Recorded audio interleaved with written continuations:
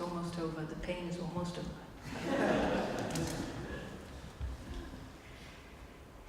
Let me tell you a story about a boy named Marwell. Marwell is 15 years old and he lives an unhappy life in Newcastle. His mum died when he was a baby and his father abandoned him, so he lives in foster care. When we first meet Marwell, he's in a park at night, handing out flyers, advertising himself. He likes mathematics, he's interested in science, he loves animals. He's looking for a new family because that's what Marwell wants more than anything. He wants to feel the love of parents. The police pick him up, tell him probably not a good idea to be handing out leaflets with your personal details in a park at night. They take him back and his foster parent sees the flyer and he beats Marwell.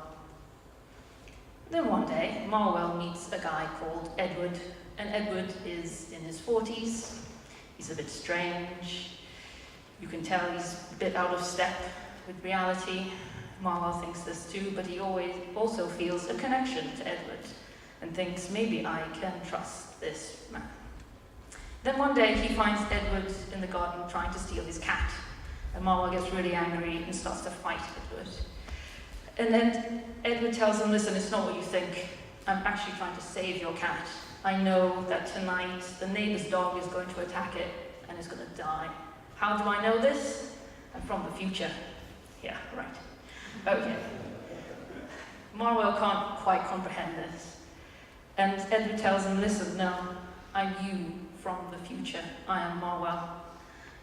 And Marwell's reaction is, really? That's who I turn into? You are the loser I become? So he tests Edward to find out if he's really telling the truth. Sure enough, yes, he's convinced this is me from the future. And Marwell wants Edward to help him, to save him from his situation. But Edward explains, I didn't come back here for you. I actually built a time machine so I could see my mum again. And I'm trying to get back to where I belong. And Marwell is devastated again. He feels abandoned all over again. And Edward sees this. Edward knows the pain that Marwell is feeling because Edward has felt this pain all his life. So he says, fine, I'm going to help you. But the only way I can is if we go to confront the father that abandoned us together and rectify what has happened to us. The story came from Benjamin B's life. There we are. Ben wants you to know he's much taller now and he has a better haircut. Ben grew up without a dad. His dad abandoned his mum and his family when he was 5. And the concept of this film came from Ben's own story and own feelings of when he becomes a parent, will he be like his dad, or will he be able to show affection to his children? This is this journey that Edward and Marwell are going to go on together, and Edward is going to realize he can become a father, and Marwell is going to feel the love of a family which he craved. A lot of the films that Ben and I have made together start at a place of sadness, but there's always the underlying tone of optimism. Our film Mordecai, which incidentally did make the BAFTA longlist, but we didn't get the nomination, and I think it's because Ben stole the napkins from BAFTA at one time. That's my theory. Mordecai is about 2 brothers from the Jewish community in Newcastle who are at odds with each other. Metroland is about siblings who try to recreate a moment from their childhood after their mother's death. So they come from a place of sadness, but there's always comedy and there's always a sense that things will get better. They're also set in Newcastle, which is where we live and we work.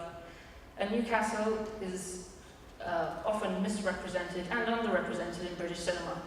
And as a producer, I'm going to tell you, Newcastle is very cheap. Just remember that. Thank you. So yes, this is a personal story and it's a personal journey, but it's also something we feel lots of people can understand in their own lives, that feeling of inadequacy when we become parents or are facing parenthood. Are we sufficient? Especially if you've come from a place where you've been abused as a child or neglected, are you capable of showing love? It's a story of light and dark, it's a story of struggle, but more than anything, It's a story of hope. My name is Maria.